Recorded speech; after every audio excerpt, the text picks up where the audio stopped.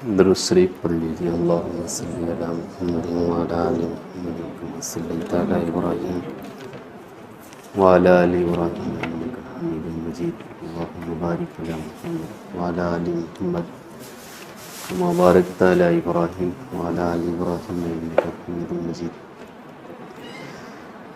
اعوذ باللہ من الشیطان الرجیم، بسم اللہ الرحمن الرحیم۔ ان الذين يكتمون ما انزلنا من البينات والهدى من بعد ما بيناه للناس في الكتاب اولئك يلعنهم الله ويلعنهم اللاعنون۔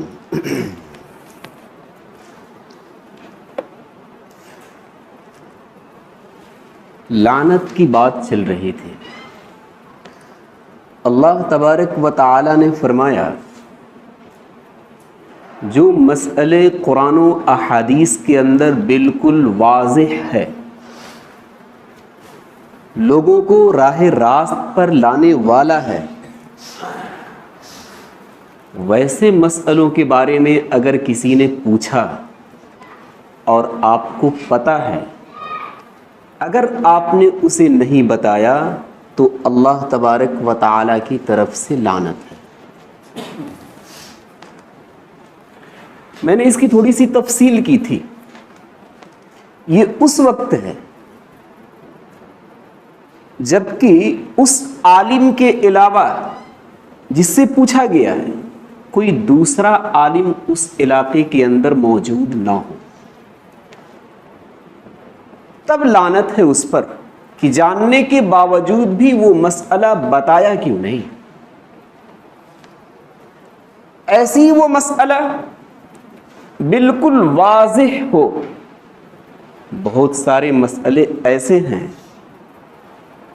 کہ امت کا ان مسئلوں سے کوئی فائدہ متعلق نہیں ہے، اس لیے ویسے مسئلوں کو لوگوں کے سامنے رکھنے کی کوئی ضرورت نہیں ہے۔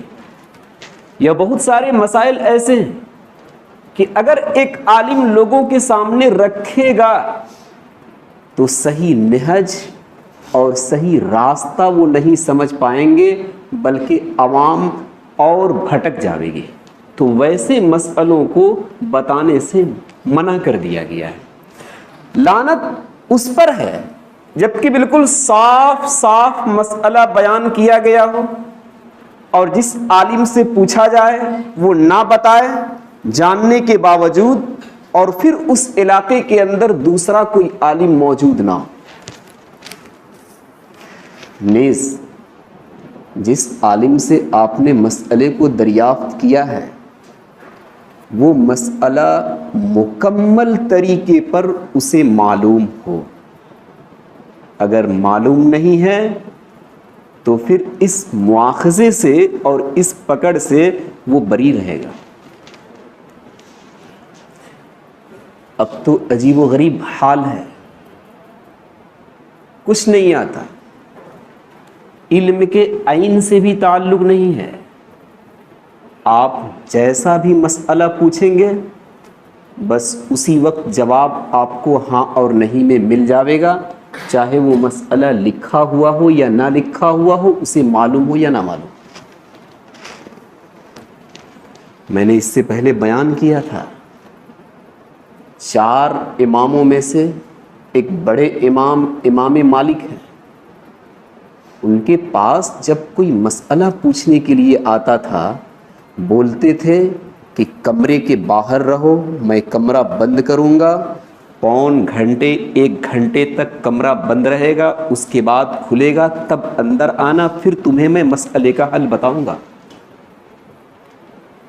پون گھنٹے تک عود کی لکڑی جلا کر اس کی خوشبو کو سونگھتے تھے اور ذہن کو سازگار بناتے تھے کہ مسئلے کی تہ تک پہنچے۔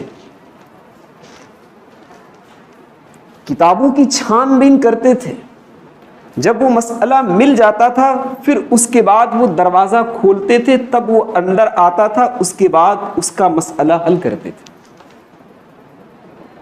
آج کے زمانے میں ایسا نہیں رہ گیا، تھوڑا سا بیان کرنے آ گیا، اسٹیج میں نے پکڑ لیا۔ آپ جو بھی مسئلہ پوچھیں نماز کا پوچھیں، حج کا پوچھیں، روزے کا پوچھیں، زکوٰۃ کا پوچھیں، سب بتا دیں گے ہم۔ یہ حال چل رہا ہے، خود بھی گمراہ، دوسروں کو بھی لوگ گمراہ کر رہے ہیں۔ اولئک یلعنہم اللہ ویلعنہم اللاعنون، اللہ نے فرمایا کہ ایسے لوگوں پر لعنت ہے۔ لعنت کی تفصیل میں نے کی، کسی متعین شخص کا نام لے کر لعنت بھیجنا کہ خدا کی تجھ پر لعنت ہو، اس کی اجازت شریعت کے اندر نہیں ہے۔ ہاں، آپ یوں کہہ سکتے ہیں کہ پورے یہود پر لعنت ہو، یہودیوں میں سے کسی متعین شخص پر لعنت بھیجنا اس کی اجازت نہیں ہے۔ ہو سکتا ہے کہ آج وہ ہمارا غیر ہے، ایمان سے باہر ہے، کل وہ ایمان لاوے گا تو کہیں ہم سے اچھا ہو جائے گا۔ حضرت معاویہ کے بیٹے یزید، یہ جو اس مہینے کے بعد ایک مہینہ آ رہا ہے محرم الحرام کا، لوگوں کی زبان اتنی تیز چلنے لگتی ہے کہ یزید تو چھٹتے ہی نہیں، معاویہ بھی نہیں چھٹتے۔ کہیں سے کوئی جواز نہیں یزید پر لعنت بھیجنے کا، اس لیے کہ یقین اس پر نہیں ہے کہ وہ کفر پر مرے ہیں، نعوذ باللہ من ذالک، بلکہ یقین اس پر ہے کہ وہ ایمان پر مرے ہیں۔ جب تک کفر پر مرنے کا یقین نہ ہو تب تک ہم اس پر لعنت نہیں بھیج سکتے۔ رہ گئی یہ بات کہ حضرت حسین رضی اللہ تعالی عنہ کا قتل ہوا ہے، کوئی صحیح ثبوت نہیں کہ یزید نے قتل کیا ہے اور ایسے ہی یزید نے قتل کا حکم دیا ہے، کوئی صحیح ثبوت نہیں۔ اور اگر ہم نے مان بھی لیا کہ یزید نے قتل کا حکم دیا ہے تو وہ حضرت حسین کے ایمان کی وجہ سے نہیں بلکہ ذاتی مسئلہ تھا حکومت کا، اس کی وجہ سے۔ ایمان کی وجہ سے اگر قتل کیا جاتا حضرت حسین کو یزید کے ذریعے سے تب تو یزید کو کافر قرار دیا جاتا اور لعنت بھیجنا جائز ہوتا، لیکن ایمان کی وجہ سے قتل کا حکم نہیں دیا گیا، اس لیے کسی بھی طریقے پر یزید پر لعنت بھیجنے کا جواز معلوم نہیں ہوتا ہے۔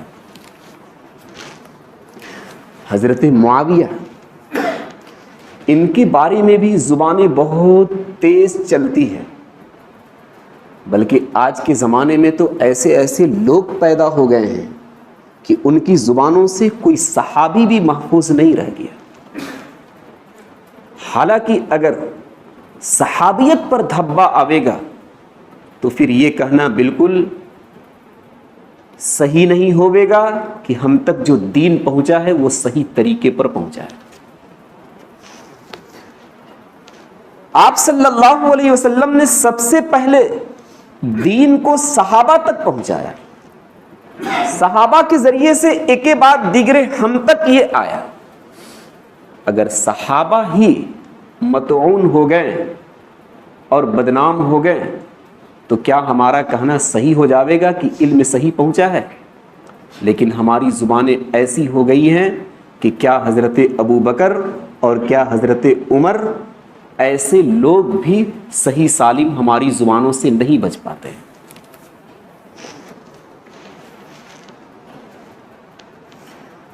آپ صلی اللہ علیہ وسلم نے اتنے فضائل بیان کیے حضرت معاویہ کے بارے میں کہ احادیث کی کتاب ان کی فضیلتوں سے بھری پڑی ہے۔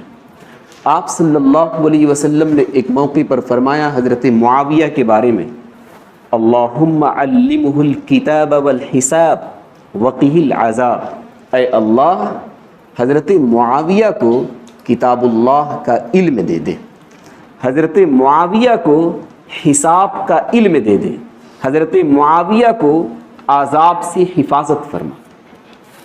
محدثین نے لکھا ہے کہ کتاب اللہ کا علم دے دینے کا مطلب یہ ہے کہ ان کی زندگی کے اندر قرآن پر عمل کیا جائے، ان کی زندگی میں عملی قرآن ہو، ان کی زندگی قرآن اور احادیث کے مطابق ہو. یہ آپ صلی اللہ علیہ وسلم نے ان کے لیے دعائیں کی. وَعَلِّمُهُ الْحِسَابَ، فقہاء نے لکھا ہے کہ اس لفظ سے اشارہ ملتا ہے کہ جب نبی اکرم صلی اللہ علیہ وسلم نے یہ دعا کی کہ انہیں حساب کا علم دے دے، تو اس کا مطلب یہ ہوا کہ انہیں حکومت ملنے والی ہے، پھر جا کر حساب و کتاب کا کام یہ سنبھالیں گے. وقیل عذاب، انسان ہیں، غلطی ہو سکتی ہے، اے اللہ اگر کوئی بھول چوک حضرت معاویہ سے ہو جائے تو آپ صلی اللہ علیہ وسلم نے تیسری دعا یہ کی کہ عذاب سے ان کی حفاظت فرمانا، جس کے بارے میں نبی اکرم صلی اللہ علیہ وسلم ایک کے بعد دیگرے تین دعائیں کر رہے ہیں. آپ صلی اللہ علیہ وسلم نے ایک موقع پر صاف حضرت معاویہ سے فرمایا کہ معاویہ اگر تمہیں ولایت مل جائے، اگر تمہیں حکومت مل جائے تو انصاف سے فیصلہ کرنا اور تقوی اختیار کرنا. یہ نبی اکرم صلی اللہ علیہ وسلم کی صرف دعائیں ہی نہیں تھی بلکہ حقیقت سامنے کھل کر آئی. تو آپ صلی اللہ علیہ وسلم کی اتنی دعائیں جس کے بارے میں ہو، ہماری زبان اس پر لان تان کریں، عقل کہاں تک اس کی اجازت دیتی ہے؟ ہمیں اور آپ کو گریبان میں جھانک کر دیکھنا چاہیے کہ جو لوگ حضرت معاویہ کو برا بھلا کہتے ہیں وہ کس زبان سے ان کو برا بھلا کہتے ہیں.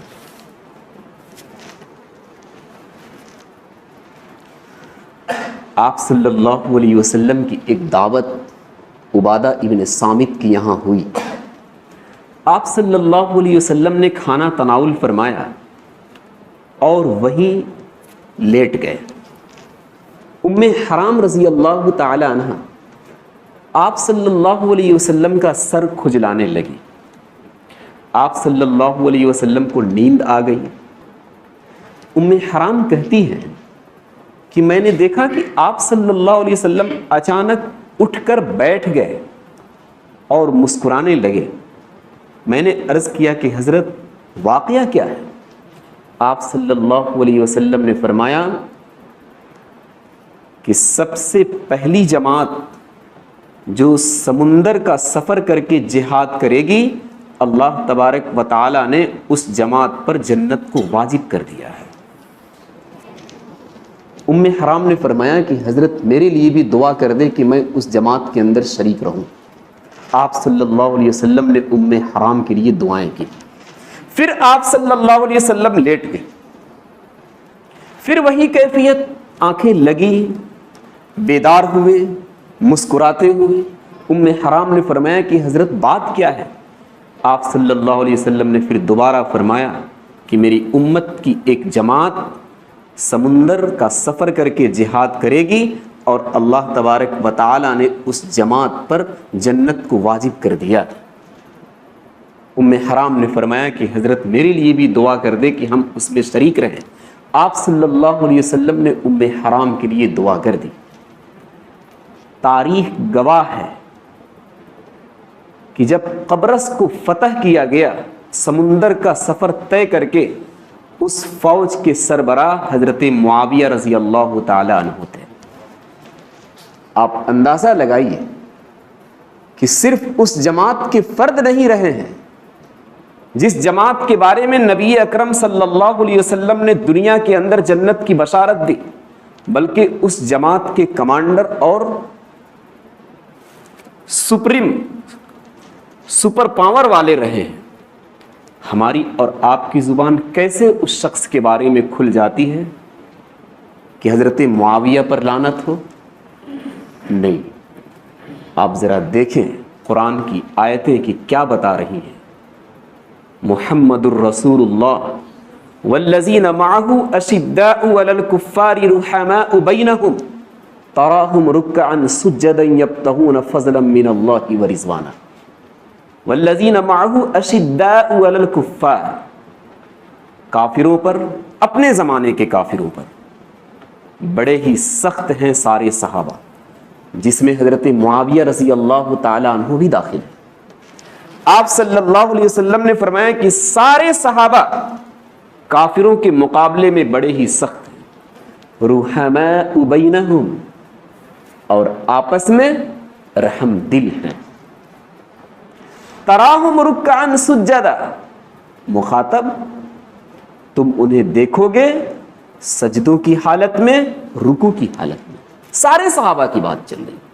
اللہ تبارک و تعالیٰ نے فرمایا کہ ہماری اطاعت اور فرما برداری میں تم دیکھو گے اکثر و بیشتر ہماری عبادت کے اندر لگے ہوئے ہوں گے، یبتغون فضلا من اللہ ورضوانا۔ ہم اور آپ نماز پڑھتے ہیں، اخلاص کی کوئی گارنٹی لے سکتا ہے؟ نہیں لے سکتا ہے۔ اللہ تبارک و تعالیٰ نے صحابہ کے بارے میں فرمایا کہ صرف سجدے اور رکوع میں دیکھ کر ہی تم اکتفا مت کر لو کہ یہ عبادت میں لگے ہوئے ہیں، بلکہ اپنی اس عبادت کے ذریعے سے میرا فضل تلاش کر رہے ہیں۔ گویا کہ ان کی عبادتوں کے اندر اخلاص ہے، للہیت ہے، کسی کو دکھانے کے لیے نہیں، ریاکاری کے طور پر نہیں، تکبرانہ انداز میں نہیں۔ تو جس کسی کی صفت قرآن پاک کے اندر بیان کی گئی ہو اور اللہ تبارک و تعالیٰ نے اپنی زبان سے بیان کی ہو، اور پھر اللہ تبارک و تعالیٰ نے فرمایا کہ صرف قرآن کے اندر ہی نہیں، مثلہم فی التوراۃ و مثلہم فی الانجیل، یہی بات انجیل کے اندر بھی صحابہ کے بارے میں کہی گئی ہے اور توریت کے اندر بھی صحابہ کے بارے میں کہی گئی ہے کہ وہ دشمنوں کے مقابلے میں سخت ہیں اور آپس میں رحم دل ہیں، اور اللہ تبارک و تعالیٰ کی اطاعت اور فرما برداری میں ہمیشہ وہ لگے رہتے ہیں، اور صرف ان کا مقصد اللہ تبارک و تعالیٰ کی رضا کو تلاش کرنا ہے۔ کیا عقل اجازت دے رہی ہے کہ ہماری زبان ان پر لان تان کرے؟ پھر ہمیں اور آپ کو ایمان کی خبر لینی چاہیے کہ ایمان بھی رہ گیا دل کے اندر یا نہیں۔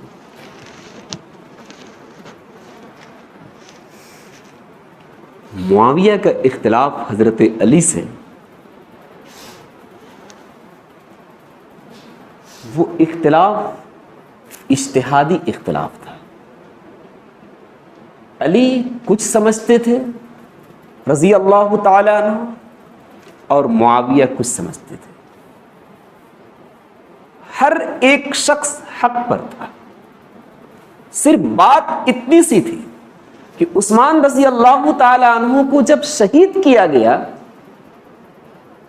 تو لوگوں نے حضرت علی رضی اللہ تعالی عنہ کو خلیفہ بنا دیا۔ معاویہ نے کہا کہ نہیں، پہلے عثمان کا بدلہ لیا جائے، اس کے بعد ہم آپ کو خلیفہ مانیں گے۔ بات صحیح۔ حضرت علی رضی اللہ تعالیٰ عنہ نے فرمایا کہ خلافت کو مضبوط کر لو، اس کے بعد ہم بدلہ لے لیں گے۔ اتنا سا اختلاف تھا۔ اس اختلاف کی بنیاد پر ہماری اور زبان معاویہ کو گالی دینا شروع کر دے، یا جو لوگ دیتے ہیں ان کے لیے کہاں سے جواز پیدا ہو گیا کہ صحابہ کو وہ گالی دینا شروع کر دیں؟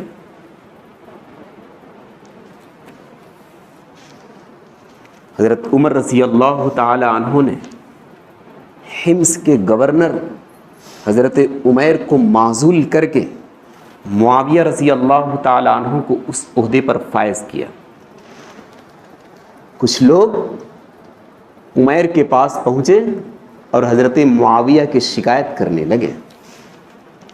عمیر نے فرمایا کہ معاویہ کی شکایت مت کرو، آپ صلی اللہ علیہ وسلم نے انہیں ہادی قرار دیا ہے، مہدی قرار دیا ہے، اور ہدایت کا ذریعہ بتایا ہے۔ جسے ہدایت کا ذریعہ بتایا گیا ہو، جسے خود ہدایت یافتہ بتایا گیا ہو، جو خود ہدایت دینے والا بتایا گیا، جسے تم اس کی شکایت میرے پاس آ کر کرتے ہو؟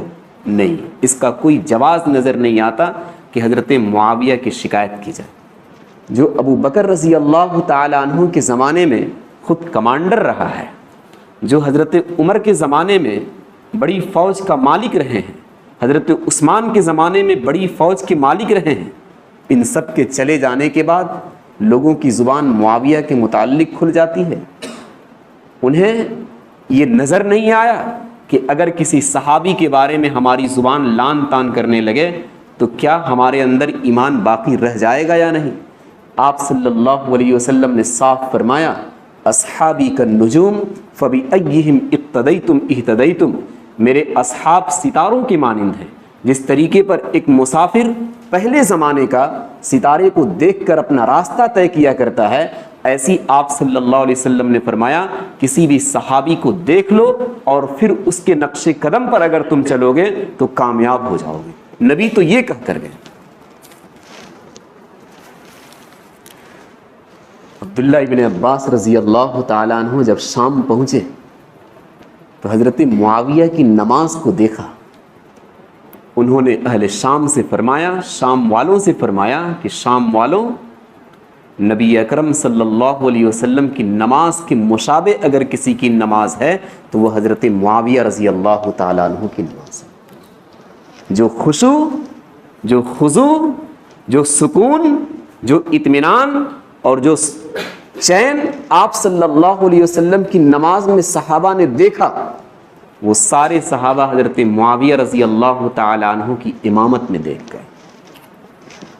آپ کو کیا لگتا ہے جو شخص آپ صلی اللہ علیہ وسلم کی وحی لکھتا ہو، کاتب وحی ہو، جو شخص آپ صلی اللہ علیہ وسلم کے رشتے میں سالے کہلاتے ہوں، یعنی معاویہ کی بہن آپ صلی اللہ علیہ وسلم کے ازواج مطہرات میں سے ہیں، اتنا قریب کا رشتہ ہے، اس پر زبان کھل جائے، وہ بھی لان تان کرنے لگے، عقل دور دور تک اس کی اجازت نہیں دے رہی ہے۔ یا تو صحابہ کو ہم لوگوں نے سمجھا ہی نہیں، یا پھر سمجھ بوجھ کر ہم نے ایمان کو گنوانا پسند کر دیا۔ قرآن پاک کے اندر واحد وہ جماعت ہے کہ اللہ تبارک و تعالیٰ نے اپنی زبان سے انہیں خوشخبری دی، رضی اللہ عنہم ورضوا عنہ، صحابہ ہم سے راضی ہیں اور ہم صحابہ سے راضی ہیں۔ کہیں تو اللہ تبارک و تعالیٰ نے فرمایا اولئک هم المفلحون، یہی لوگ کامیاب ہیں، اولئک هم الراشدون، یہی لوگ ہدایت یافتہ ہیں، اولئک هم المہتدون، یہی لوگ راہ راست پر ہیں، اولئک هم الفائزون، یہی لوگ تمغے اور انعام کو حاصل کرنے والے ہیں، اولئک علیہم صلوات من ربہم ورحمہ، انہی لوگوں پر اللہ تبارک و تعالیٰ کی رحمتیں اترتی ہیں۔ یہ سارے فضائل قرآن پاک کے اندر صحابہ کے بارے میں موجود ہیں۔ حضرت معاویہ رضی اللہ تعالیٰ عنہ بھی صحابہ کے اندر داخل ہیں، اور پھر لوگوں کی زبان لان تان کرنے لگے، اس کی اجازت نہیں سمجھ میں آ رہی۔ جب حضرت علی رضی اللہ تعالیٰ عنہ کا اختلاف حضرت معاویہ سے چل رہا تھا تو روم کے بادشاہ نے اچھا سا موقع سمجھ کر مدینے پر قبضہ کرنے کا ارادہ کیا۔ حضرت معاویہ کو جب خبر پہنچی کہ وہ اپنی فوج کو لے کر آ رہا ہے، معاویہ نے ایک خط بھیجا کہ ہمارا اور علی کا اختلاف یہ کوئی اختلاف نہیں ہے، اس کا اگر تم فائدہ اٹھانے کی کوشش کر رہے ہو تو ذرا ہوش سے کام لینا، ہم ابھی اتفاق کر لیں گے اور پھر ایسی چڑھائی کریں گے کہ تمہیں اپنا ملک بھی چھوڑنے پر مجبور ہو جاؤ گے۔ یہ بات سننی تھی کہ قیصر روم کا بادشاہ لوٹ گیا کہ یہ کسی مسئلے کے اندر اختلاف اجتہادی اختلاف ہوا ہے کہ حضرت علی کچھ سمجھ رہے ہیں اور حضرت معاویہ کچھ سمجھ رہے ہیں۔ اس اختلاف کو سمجھ کر روم کے بادشاہ نے سوچا کہ ہمیں فائدہ اٹھانے کی ضرورت نہیں ہے، ورنہ ہمارا ملک بھی ہاتھ سے چلا جائے گا۔ حضرت علی رضی اللہ تعالیٰ عنہ نے فرمایا کہ ہمارے اور حضرت معاویہ کے درمیان کوئی اختلاف نہیں، جو ہمارا معبود ہے وہی حضرت معاویہ کا معبود ہے، جو ہمارا رسول ہے وہی حضرت معاویہ کا رسول ہے، جیسا ہمارا ایمان ہے وہی حضرت معاویہ کے دل کے اندر ایمان ہے۔ حضرت علی رضی اللہ تعالیٰ عنہ نے صاف فرمایا، جس وقت حضرت معاویہ مسجد کے اندر جمعہ کا خطبہ دے رہے تھے، صحابہ گواہ ہیں کہ حاکم ہونے کے باوجود اور بادشاہ ہونے کے باوجود کپڑوں پر پیوند کے خزانے لگے ہوئے تھے، جگہ جگہ پر پیوند پڑے ہوئے تھے، وہ انسانیت اور ایسے ہی وہ کیا کہتے ہیں کہ تقوی اور وہ پرہیزگاری جو حضرت معاویہ رضی اللہ تعالیٰ عنہ کے اندر صحابہ نے دیکھا اور ان کے چلے جانے کے بعد کسی کے اندر نظر نہیں آیا۔ عبداللہ ابن مبارک سے جو ایک بہت بڑے محدث گزرے ہیں، ان سے کسی نے پوچھا کہ آپ یہ بتائیے کہ عمر ابن عبد العزیز اور حضرت معاویہ رضی اللہ تعالی عنہ ان دونوں میں سے بہتر کون ہے؟ عمر ابن عبد العزیز صحابی نہیں ہے، صحابہ کی بات کے لوگ ہیں۔ عمر ابن عبد العزیز بہتر ہیں یا حضرت معاویہ بہتر ہے؟ عبداللہ ابن مبارک نے فرمایا کہ تم معاویہ کی بات کر رہے ہیں، معاویہ کا وہ گھوڑا جو آپ صلی اللہ علیہ وسلم کے ساتھ جنگ میں شریک رہا ہے، اور پھر راستے کی گرد و غبار جو اس کے جسم پر پڑی ہے، یہ گرد و غبار بھی اب عمر ابن عبد العزیز سے کہیں بہتر ہے۔ معاویہ تو ایک صحابی ہے، عمر ابن عبد العزیز وہ آنکھ کہاں سے لاویں گے؟ جس آنکھ سے نبی اکرم صلی اللہ علیہ وسلم کی زیارت حضرت معاویہ نے کی، وہ اپنی زندگی کہاں سے لاویں گے جو زندگی کے حصے حضرت معاویہ نے آپ صلی اللہ علیہ وسلم کے ساتھ غزوے میں دی ہے، جنگ میں رہے ہیں؟ وہ رشتہ کہاں سے لاویں گے جو آپ صلی اللہ علیہ وسلم سے ہمشیرہ کا رشتہ ہے کہ حضرت معاویہ کی بہن آپ صلی اللہ علیہ وسلم کے ازواج مطہرات میں سے؟ وہ صفت کہاں سے لے کر آویں گے عمر ابن عبد العزیز کہ آپ صلی اللہ علیہ وسلم پر وحی اترتی تھی اور حضرت معاویہ اسے نوٹ کرتے تھے؟ بہت دور کی بات تو نے کر دی کہ معاویہ کا مقابلہ عمر ابن عبد العزیز سے کر رہے ہو۔ معاویہ کہیں اونچے درجے کے آدمی ہے، عمر ابن عبد العزیز ان کی حیثیت اور ان کی فضیلت کو نہیں پا سکتے۔ اولئک یلعنہم اللہ ویلعنہم اللاعنون، اللہ نے فرمایا کہ یہی وہ لوگ ہیں جن پر اللہ تبارک و تعالی لعنتیں بھیجتا ہے، کہ جو علم جاننے کے باوجود چھپا لیتے ہیں، نہیں بتا پاتے۔ ایسے ہی جن کے بارے میں کوئی جانکاری نہیں ہے کہ یہ ایمان پر مرا ہے یا کفر پر مرا ہے، پھر تھوڑا سا شبہ ہوا صرف اور لان تان کرنا شروع کر دیے، اللہ نے فرمایا کہ ان پر لعنت ہو۔ اور لعنت صرف ہماری ہی نہیں، اللہ کی نہیں، بلکہ اللہ نے فرمایا کہ لعنت کرنے والے سارے لوگ ان پر لعنت کرتے ہیں۔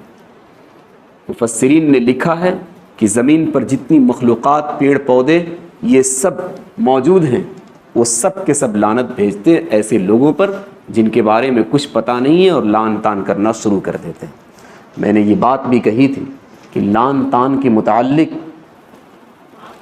ہمارے گھرانے کی ماں اور بہنیں کہیں زیادہ دور چلی گئی ہیں۔ تھوڑا سا کوئی اختلاف آپس میں ہوتا ہے ایک سے دوسرے کا، ایک دوسرے کو لان تان کرنا شروع کر دیتی ہے کہ خدا کی لعنت ہو، تم اس کے در سے دور ہو جاؤ، تم اس کے گھر سے دور ہو جاؤ، یہ ہو جائے تمہارے اوپر، وہ ہو جائے تمہارے اوپر۔ نہیں، بہت برداشت کرنے کی بات ہے۔